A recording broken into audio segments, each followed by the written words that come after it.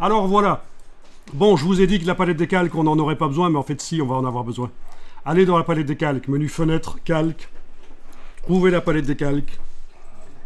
On a donc un calque actuellement sur lequel on a mis tout.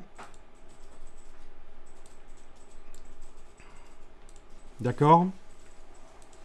Alors, vous voyez que les vignettes sont minuscules. On peut avoir des vignettes aussi grandes que les vignettes de calque dans Photoshop, et c'est pratique. On va faire ça tout de suite. Menu de la palette des calques. Et vous allez jusque la dernière ligne du menu de la palette des calques. Option de panneau. Et là, vous pouvez directement faire le maximum possible dans Illustrator. Vous allez sur Autre dans taille de la rangée. Autre. Et si vous tapez 80, c'est le maximum. OK.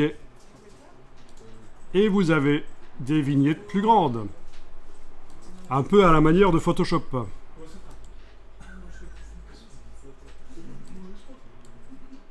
Bien.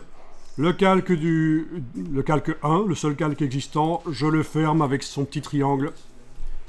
Et alors ce que je vous propose de faire, c'est de créer sous ce calque-là un nouveau calque. Donc, vous allez cliquer sur le signe plus et déplacer ce calque 2 sous le calque 1. Attention, ne déplacez pas dans le calque 1, parce qu'on peut transformer un calque en un sous-calque si on le déplace dans un calque. Pour simplifier les illustrations, parfois on est amené à prendre différents calques et les mettre dans un autre calque. Mais non, ici c'est bien sous. Vous avez donc la ligne horizontale bleue qui apparaît, et voilà.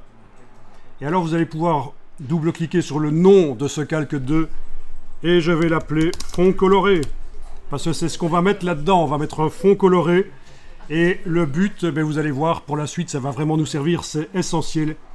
C'est très intéressant de travailler comme ça dans Illustrator. Donc voilà ce que vous devez arriver à faire. Un deuxième calque qui s'appelle fond coloré et qui est en dessous du calque 1.